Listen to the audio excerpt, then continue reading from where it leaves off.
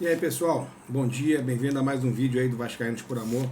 Meu nome é Rodrigo, quem puder deixar o like, compartilhar, se inscrever no canal para que chegue a mais amigos vascaínos, mais amigas vascaínas, que a gente continue aí fazendo nossa resenha, falando do nosso amado Vascão. Galera, tenho feito aí alguns vídeos, né, pós-rodada, mais uma rodada finalizou com... Pra gente, em termos de classificação, não tivemos muitas alterações. Agora, em termos de resultado, foi um resultado muito abaixo, né? O Vasco, que vinha de uma sequência boa aí, juntando Copa do Brasil e Campeonato Brasileiro, 7 jogos aí sem perder. E aí a gente toma essa... Não sei nem se a gente pode considerar jogo, né? Porque foram 23 minutos de futebol, onde a zaga do Vasco volta a falhar, continua sendo a zaga da Série A que mais tem erros individuais. A gente praticamente entrega para o Palmeiras os gols, com aquele mesmo estilo do Palmeiras, de bicão, procurando os atacantes, ali o Flaco Lopes e o Vitor Roque, e a gente se atrapalha todo com o Lucas Oliveira, que felizmente jogou muito mal, a gente já esperava isso. É um jogador que estava afastado, que não treinava, que era a última opção, aí daqui a pouco surge como titular. Então assim, é bem complicada a situação. Era melhor ter colocado o Hugo Moura como zagueiro e ter colocado o Matheus Cocão no lugar ali no meio campo, junto com o Tietchan e com o Coutinho, ou fortalecia mais o meio de campo, ou até mesmo, como eu falei, se já contava com essa derrota, mandava um time misto, poupava o Coutinho, tirava o Nuno, entendeu? Para preparar para o jogo de domingo, que é o jogo mais importante, né? Infelizmente, a gente não está no momento brigando para cima, a gente está brigando para baixo. Então eu tinha que olhar para o jogo do Vitória. Aí chega no domingo, bate na madeira, dá um problema, o time está desgastado, muitos jogos, aquela desculpa que a gente já sabe. Então assim, na minha opinião, eu teria mandado um time misto. E eu não estou falando isso agora não, eu falei antes do jogo. Porque eu tinha quando a gente faz aquelas contas, a gente já coloca lá Palmeiras no Allianz na situação de hoje, é derrota. O Vasco não ganha lá desde 2015 e vem numa sequência horrível. Até dentro de casa a gente costuma perder, empatar, dificilmente a gente ganha do Palmeiras. Eu não lembro qual foi a última vitória jogando em casa, seja São Januário, seja em Brasília, que o Vasco costuma vender jogos contra o Palmeiras, qual foi a vitória, quando o Vasco venceu.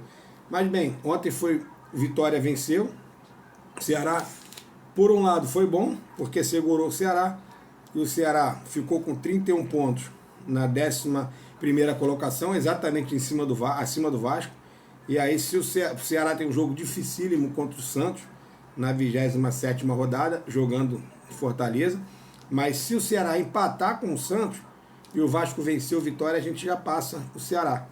Então assim, ainda tem o Grêmio, que o Grêmio também tem um jogo difícil. Vamos ver aqui qual é o próximo jogo do Grêmio. O Grêmio pega o Red Bull Bragantino em São Paulo. Se o Grêmio perder do Red Bull Bragantino, o Vasco vencendo o Vitória, o Vasco passa o Ceará e o Grêmio, e fica ali na 10ª colocação. Então assim, a rodada não foi ruim. Fortaleza, que eu considero um time melhor do que o Vitória e do que o Juventude, perdeu. Então praticamente ficou muito difícil a situação do Fortaleza. Faltam 13 jogos por Fortaleza.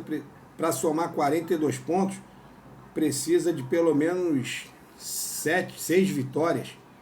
6 vitórias e 3 empates, ou 7 vitórias em 13 jogos, para um time que ganhou apenas 5 jogos e 25, é bem difícil. E o Vasco tem uma sequência boa. Pega o Vitória, depois pega o Fortaleza e depois pega o Fluminense. Então assim, dá para o Vasco aí, sei lá, dos próximos 9 pontos, somar 7.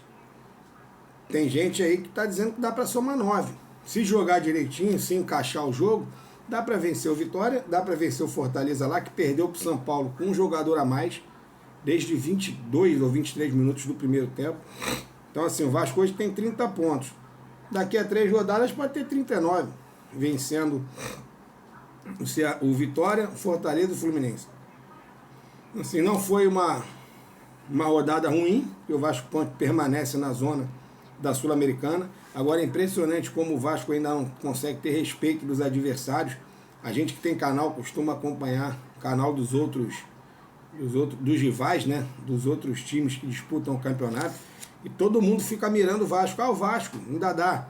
Vamos pegar o Vasco. Até mesmo no canal do Fortaleza, ficava antes dessa derrota para o São Paulo, eles ficavam comentando, ó, o Vasco dá para pegar o Vasco.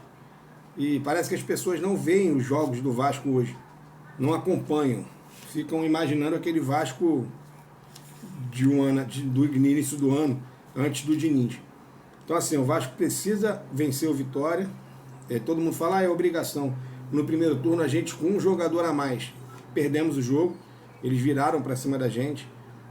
O Vasco não tem um bom retrospecto contra o Vitória, principalmente jogando São Januário. Se vocês pegarem, eu não fiz esse levantamento, mas eu li que o retrospecto não é tão bom. Então precisa, é aquilo, o Vasco vencendo, com algumas combinações de resultado que não são impossíveis, né? O Ceará empatar com o Santos e o Red Bull Bragantino vencer o Grêmio, até porque o Red Bull Bragantino está numa draga danada há muito tempo que não vence, precisa vencer.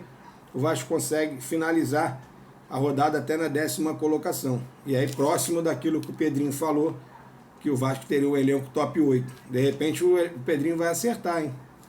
O Vasco termina ali entre 9º, 8º, entre o 8º e o 10º lugar. Essa é a nossa expectativa para que a gente não tenha susto e que o Vasco venha evoluindo para que no ano que vem a gente, com uma base, a gente consiga ter um ano de 2026 ainda melhor do que o ano de 2025, a não ser que a gente vença a Copa do Brasil, né?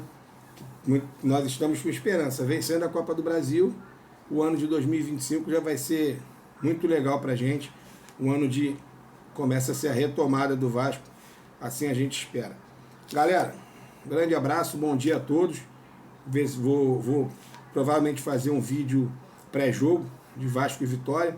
A gente se fala aí, um grande abraço.